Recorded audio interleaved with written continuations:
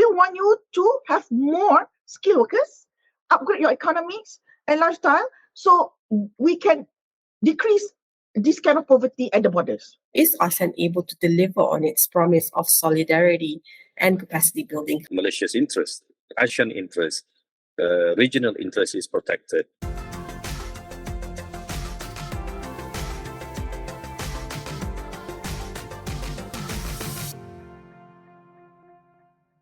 Hello everyone, welcome to another episode of Beyond the Headlines, the go-to space for the top stories that meet the headlines and more. I'm Amalina Kamal, your host, and today we are going to be discussing about the recently wrapped 47th ASEAN Summit that took place in Kuala Lumpur.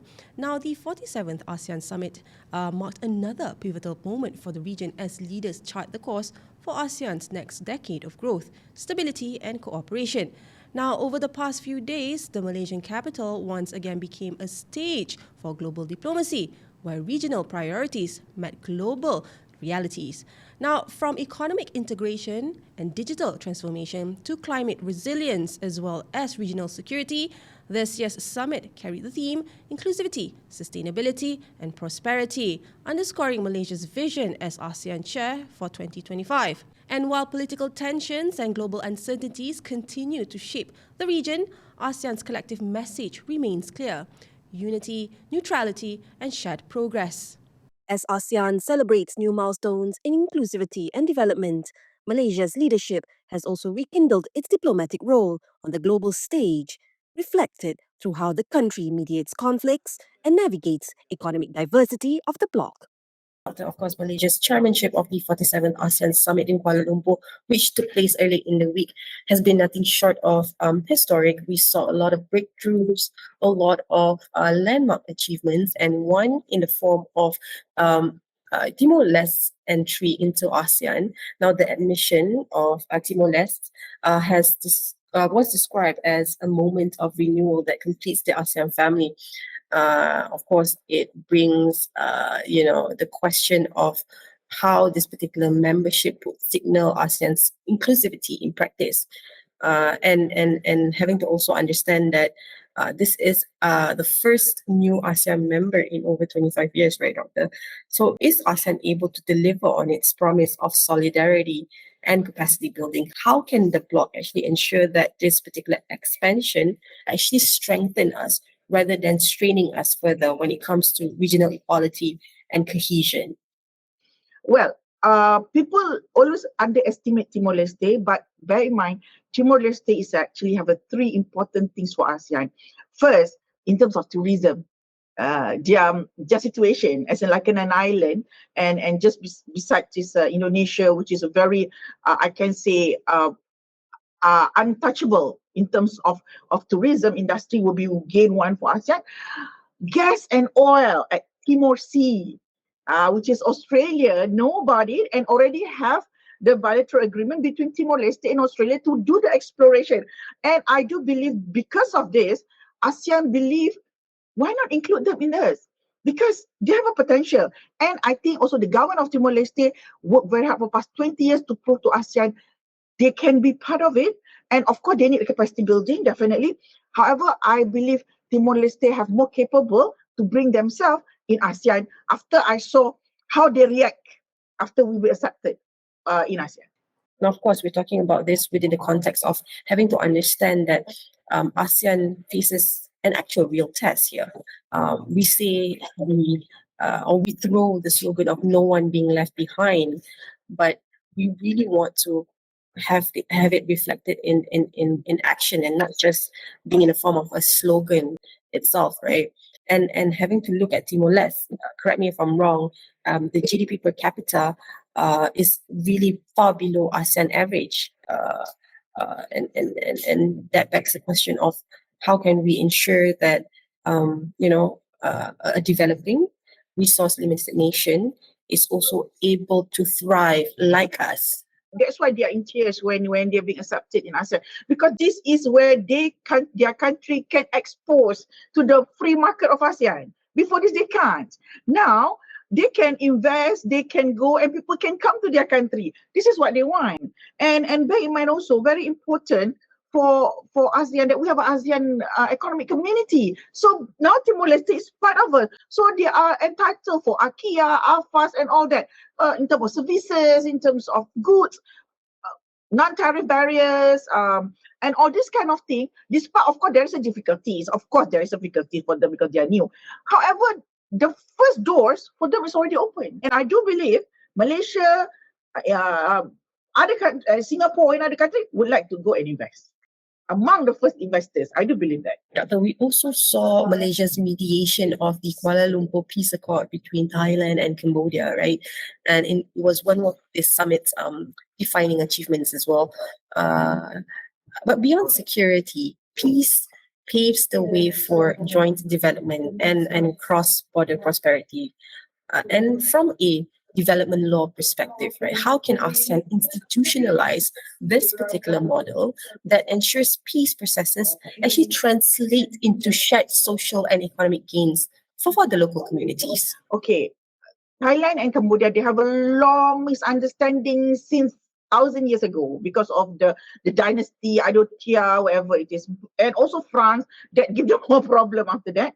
However, actually, even though they start fighting 1960, 70, every year they have a problem. Only this year get very intense and dangerous. Actually, what actually that peace accord offer to Thailand and Cambodia, which they cannot say no, it is we are talking about the true cross-border development. This is how we have to do. And this is already stated in that accord. So, because why? Actually, Thailand and Cambodia, they have delayed for so long their east-west economic cross-border, or they call it corridor. It delays because of their fighting. Now, we ask them, okay, now you sit down. It's a delay project where they can connect at the border. You know that Cambodia economy is less than Thailand, and many of Cambodia working at the border, illegally or legally. So we said, why not legalize that through this accord? And then please bear in mind also, we want you to have more skilled workers, upgrade your economics and lifestyle, so we can decrease this kind of poverty at the borders. And this is also very good because we can create more jobs. And this is what ASEAN economy is all about. We want to create a job, and also we would like to establish the special economic zone there. That's why from that delay project, then we can have a SEZ. That's why now you look at Cambodia and Thailand, they're really quiet, they really sit down, and also Malaysia sent the team, the neutral team, military team there to observe, not to help. To observe. Right, Doctor, but the bigger question here is, to what extent should a third party be instated as an observer? Because we don't see that. We don't actually see that in other borders. The other borders, we don't have war. They have war. So it's a two different situation. Other borders, just a normal trans-border crime. But this one, no, they're having war. And ASEAN cannot afford to have war among members. Yeah, and we also don't want any superpower to come and take advantage on that. Could this similar model actually apply to other ASEAN tensions? If we are looking at the situation, like we have a very big issue like South China Sea, but we are with the superpower that give importance, economic message to ASEAN. That need to be handling different way. And also like Malaysia, Indonesia regarding the Strait of Malacca, but we still doing this thing through dialogues. How long it's going to take, that's not a problem. But dialogue, maintain peace, dispute settlement. And also with Singapore, we are still not. We still have a problem about the Batu Putih and all that. Not because the Batu Putih, is because the way to go to Batu Putih, which is they have to go through our South Ridge. That is also a problem. Philippines, of course, always still have a feeling towards Sabah. Never withdraw their claim on Sabah. And then Thailand once in a while will make joke that, oh, okay, Malaysia harbor the terrorists from Patani, whereas we don't harbor anyone. So we have that, but everything will be clear through dialogue. That's why South China Sea will be a different, because it's overlapping and it's one of the superpowers there. So that's why approach by different country, by 4 different ASEAN countries, different. That one. That's why it never be on agenda, but will be like miscellaneous. Right, Doctor. Of course, in the summit itself, ASEAN reaffirmed its commitment to inclusivity and sustainability. I mean, it is the tagline, right? While at the same time pushing for major trade and digital economy agreements like the RCEP, the DEFA. However, inclusivity often remains economic rather than social, inclusivity here. We talk about, migrant workers, refugees, and statelessness having to be excluded from regional protection frameworks, right? So the bigger question that I would like to ask is, how can ASEAN also translate its rhetoric of inclusivity into tangible protections for these vulnerable groups as well? Okay, ASEAN tried to solve this problem. Not say that ASEAN not, but again, we have a problem. All right. Okay. Through the combination of regional declaration, again, I always criticize we should not have declaration on human rights or any declaration on the migration workers or so whatsoever. We need to have the treaty, ASEAN treaty on that. Right? When you have the treaty, then you have to enforce in all your domestic laws. And when you have all those domestic laws, then all your enforcement unit will know this is what they do. Now the only declaration declared, but no one takes serious about it. Okay, that's the issue. And also, if ASEAN say, okay, we have the declaration, but it's not enough. And also, they say we have specialized bodies like ICHA, for example, where we have this ICHA body that taking care of human rights, intergovernmental, right? But still, they can't do much.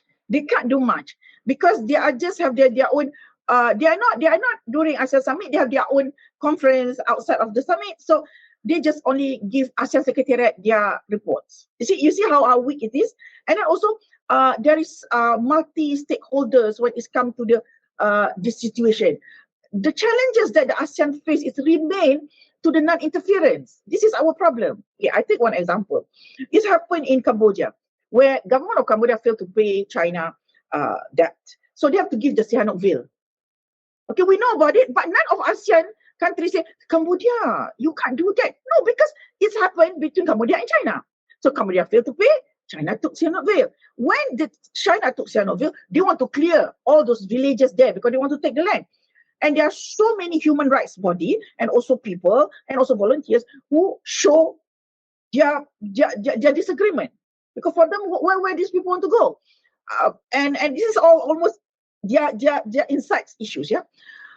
But one of the leaders of this human rights just disappeared. For past 10 years, no one can say where he's going. And ICHA keep asking Cambodia, take more, do more. Why? No investigation. See how weak is the issue. And we don't know where's all those villages gone because their land be taken care by China.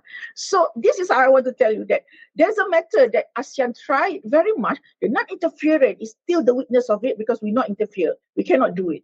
Then other countries, we just look, cannot help. And also regarding the issues of a standard of human rights, it's different. Migration issues, Singapore, Malaysia, Thailand, we are the receiving country in Southeast Asia, and others are sending. So this is the issue also because sending country also not so happy with the hosting country in the treatment. There is a UN report saying that Thailand migration law better than Malaysia. So Malaysia said we're not going to be compared with Thailand because we have our own constitution. See, so it become the debate that is like non-stop debate. So they stop there and okay, Malaysia try to improve. So we improve what we want because we never signed any migration treaties and also refugees. Right. I do understand. That's why once upon a time, I think 3 years ago, our Ministry of Home Affairs saying that they want to kick out the UNHCR because they say UNHCR don't do enough with these refugees issues in Malaysia, whereas they are not in the capacity, the lack of staff and and numbers of refugees in Malaysia is up to 200,000. And to detailing each of these people is not take one day. It was about 3 years, 10 years. So you cannot blame UNHCR, but good enough, Malaysian government allowed UNHCR operates in Malaysia to helping because we are not a party. And we never can be a party also. So this is the problem where I say that UN body also, they have do and don'ts when they operate. So they can't criticize the country that they operate. They can advise, they can always have the courtesy call and saying what they are not happy, but they can't make it openly. That's why people can criticize Malaysia, can bash Malaysia international. You are a very bad country. You're voting 200,000 refugees, but you don't want to sign that treaty. It's up to us. Remember, Malaysia is a sovereign country. Sovereign country have a right to do what they want to do. So don't teach us what to do. Well, the summit also showcased ASEAN's ambition to become the fourth largest economic bloc through trade liberalization. However, smaller economies and undeveloped communities may struggle to keep up. Do you see a risk that rapid market integration could at least, overshadow the right to development for poorer ASEAN members? What safeguards can be introduced to actually keep the growth equitable?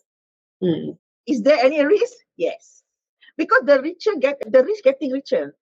That is a capitalist system we are adopting today, and also the contagion and the external shocks, because the market, their market's low, and Singapore, Malaysian market is high. So when you integrate everyone, of course you can see who can stand, who can sit, who are actually crawling and all that. And also the capital, they don't have much capital like you said just now. The capacity, the capacity income of each other country, and also in terms of competition of SMEs.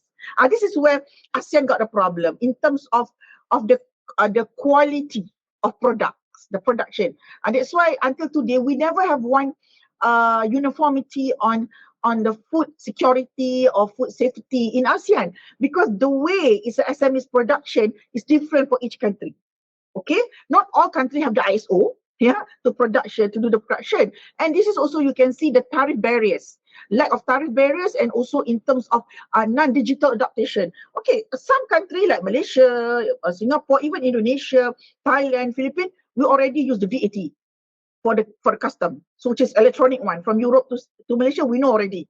So the ports knows how to handle all those their cargo and so on. But like Laos, which is they don't have a sea, they are landlocked country. How? They have to use Thais, or they have to use Cambodia. So this is the issue, because they don't know, because they don't have sea, so their country is on land. So how? We need to help them.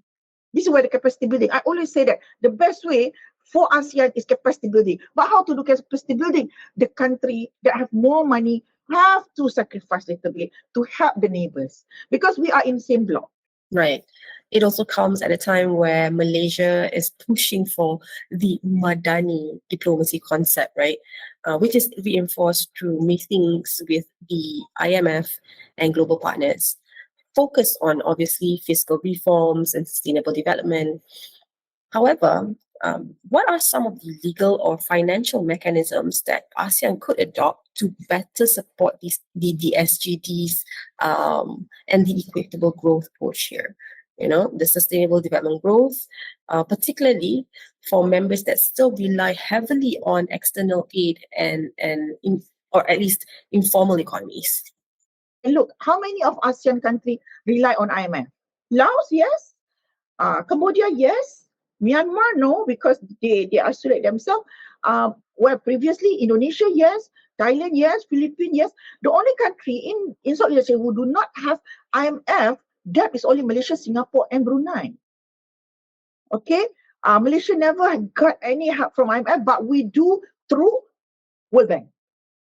And World Bank, of course, we have to fulfill all those requirements and so on. So whatever it is, Malaysia never have IMF issues in our economy.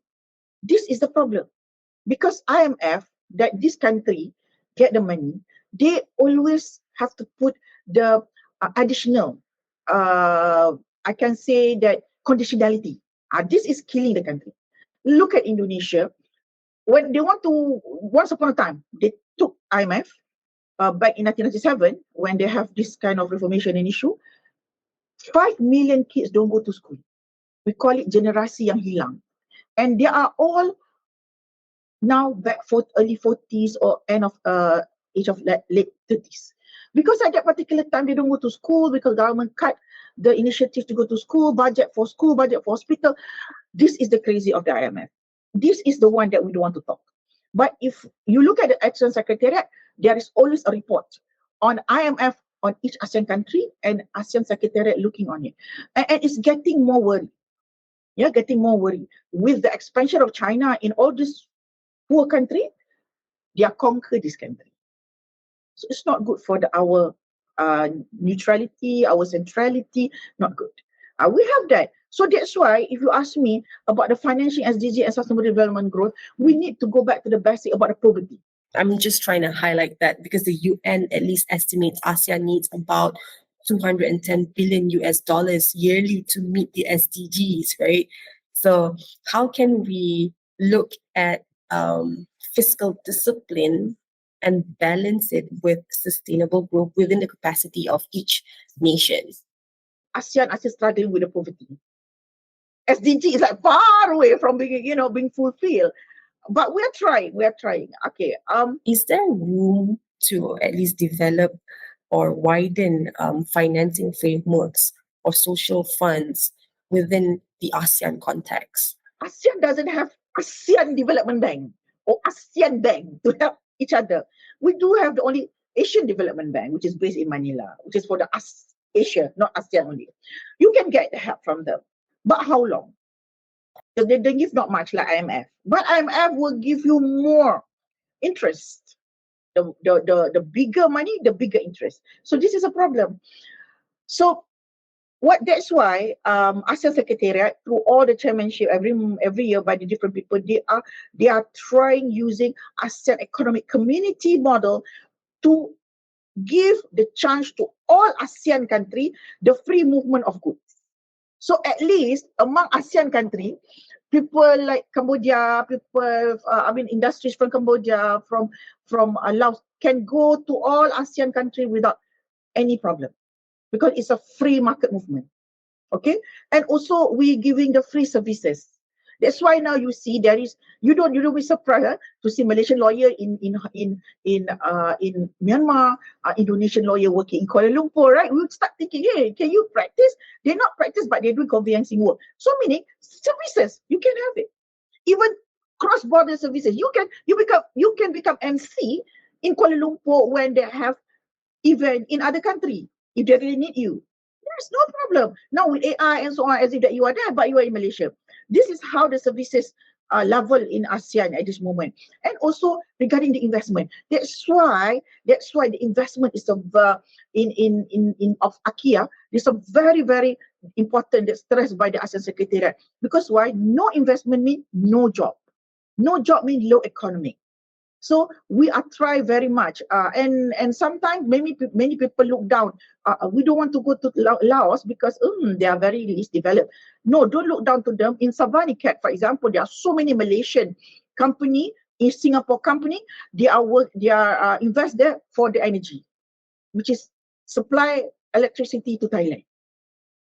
We never heard about it, right? We always say like, no, we don't want. No, actually no. Go and see. Even Cambodia. Yeah, even Myanmar, yeah, despite being banned, but the certain thing is good there. They are still offer for our businessmen and other country. So this is where I think very important the investment being put into account, and especially what they can do and what we as an ASEAN member go invest and what we can do. And I look at it happen in Savanikat and also in Vientiane on my field study. Malaysian companies there, they work together with the people, orang kampung, which is the local. They have all the CSR, food, free food, because they know, they invest there, they took these people, unskilled labor, working with us until they become skilled workers. And then sometimes we have the Malaysian MTCP, we bring them to Malaysia 1 year to upskilling. So this is where Malaysia actually do many things international. The only thing is our government cannot become megaphone and say, hello, everyone, we are doing this, we're doing that. We are not megaphone. Malaysia, one thing I like about is we do so many things for ASEAN without telling everyone. While we now understand ASEAN's challenge in making inclusivity real, another dimension is unfolding, one of diplomacy, ideology, and balance of power. This whole idea of having to, reflect this balancing act, trade with all, align with none, can this actually sustain in the long term without internal fractures? We can observe a number of things. First of all, you mentioned about neutrality just now, and I think that's I think this is not the first time that ASEAN, I'm sorry, ASEAN is facing this kind of situation. I think that's we've been facing the similar situation before.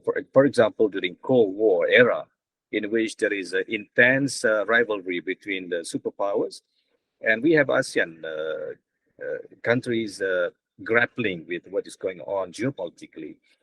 And I think that because of, and we survived, I think most importantly, we survived. We survived the era, we survived the challenge. And it's because of two things.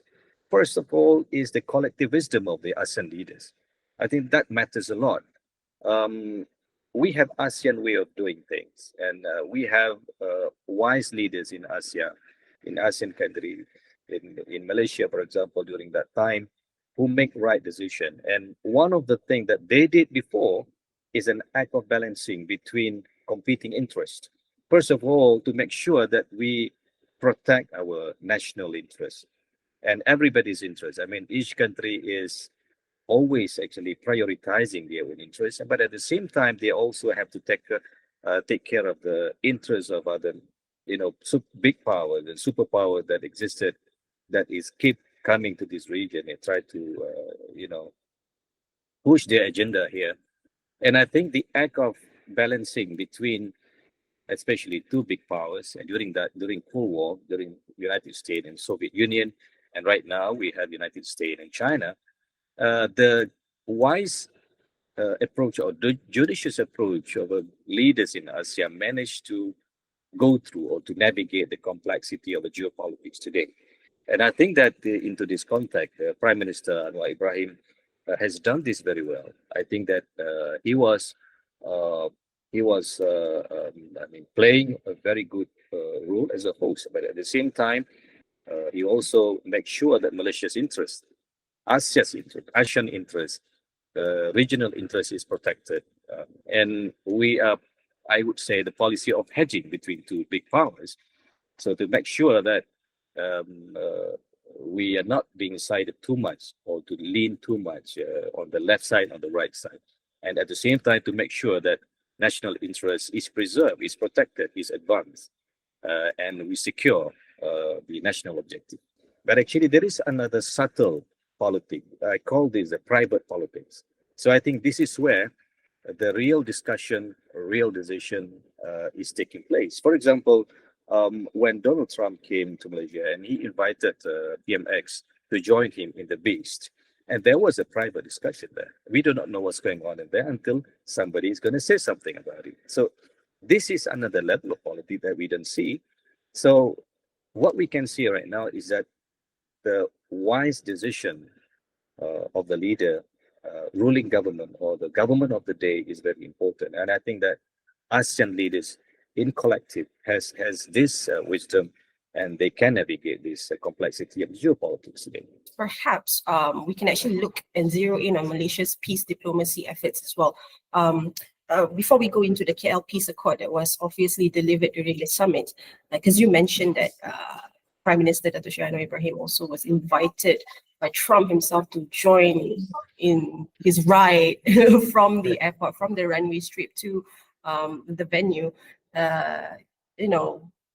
Talks obviously has taken place, and one of the major ones that we really look forward to is this sort of push in terms of making sure that Gaza reaches peace, right? We haven't heard explicitly Trump said anything during the summit, but we got reassurance from at least Dato' Fahmi Fadzil about that was discussed. It was discussed, and Anwar himself kind of praised Trump for having to push for peace in Gaza. But whoever supports the solidarity with Palestinians understand that just today we heard news of the ceasefire being breached by the Israeli counterpart again. And this also comes at a time where other parts of the world is also facing similarly pressures when concerning capitalism. Just side note, like what's happening in Sudan right now. This deep militarization that's happening within certain war-torn countries are unfortunately still backed by great superpowers behind them. In the context of Malaysia as a chairman having to break pattern of strict non-interference, how does it redefine ASEAN's identity on global humanitarian issues? That is a collective concern, that is a collective value that being shared by all ASEAN members. That's number one. But what is in particular is point number two is what is an exception, I would say, is the role of the Prime Minister, Anwar Ibrahim, who was continuously to be the strong advocate for the Palestinian cause, for the Palestinian struggle, not only by word, but also by action. And if you look at the news, he even mentioned that when he was invited by Trump into the base, and he mentioned again during that discussion, during the ride, and the Donald Trump is always a nice ride, he said that it is absolutely nice because Anwar has the opportunity to assert and to affirm Malaysia's stand and position there. It's quite rare, to raise this kind of issue in that kind of setting, in a very private setting. And he mentioned, meaning that the issue of Gaza is very important to Malaysia and to me as the Prime Minister of Malaysia personally.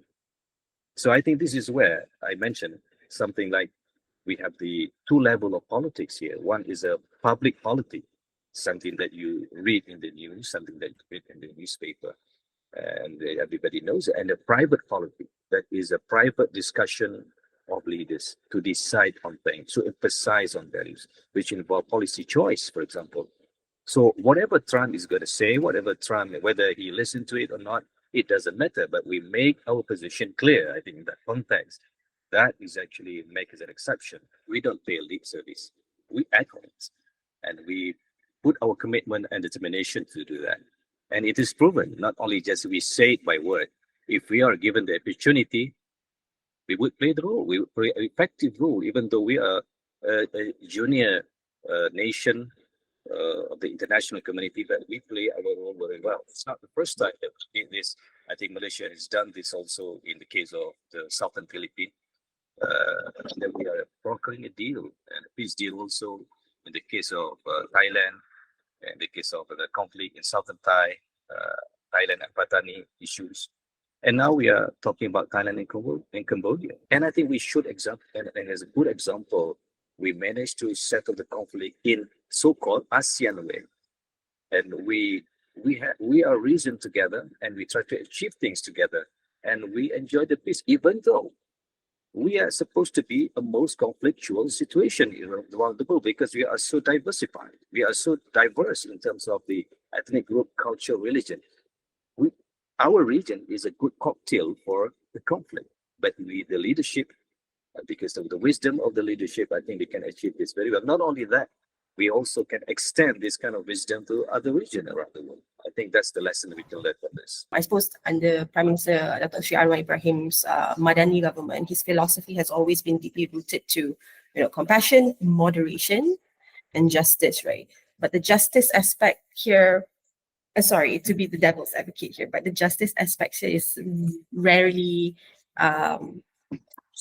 being made visible, except for the annexation of Myanmar in that context within the bloc itself.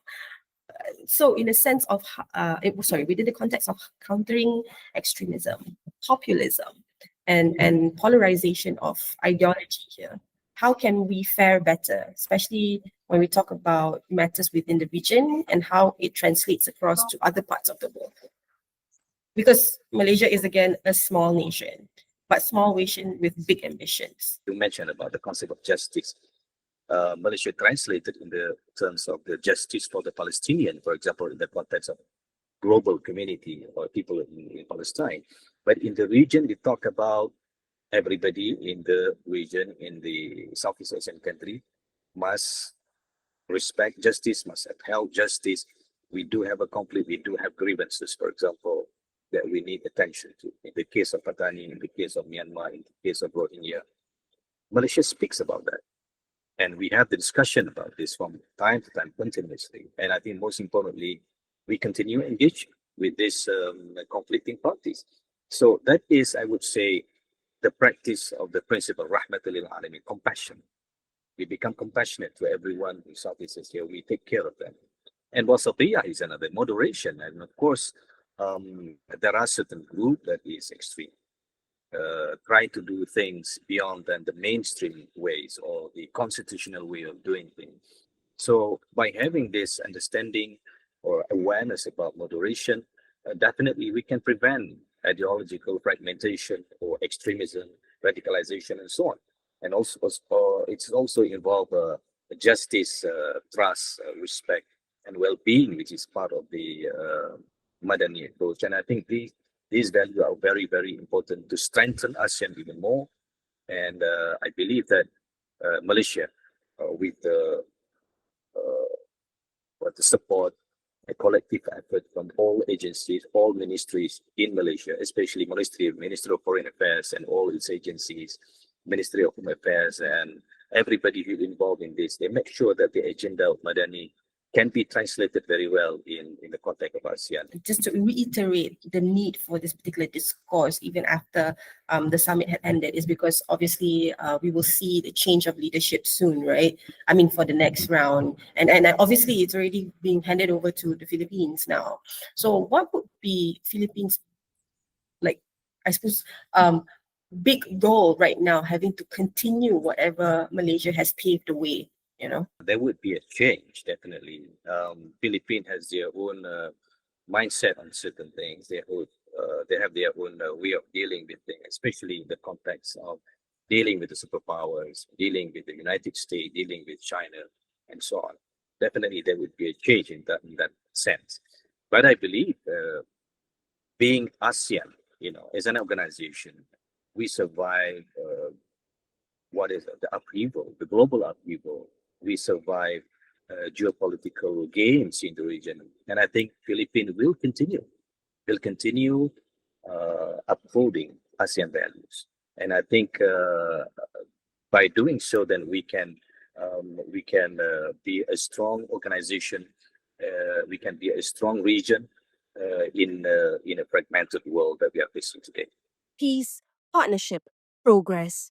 As Malaysia passes the chairmanship baton to the Philippines, the challenge now is to turn commitments into continuity and vision into lasting impact. Unfortunately, that's the end of our episode. If you do like this particular episode, don't forget to like, comment, and subscribe. Don't forget to also turn on the notification bell if you haven't already. You'll not only get NSC Beyond the Headlines update, other NSC Online's news reports will be delivered to you. Now, of course, follow us on our socials. We are on Facebook, Instagram, X, Threads, as well as TikTok. My name is Amalina Kamal, and I'll see you next week.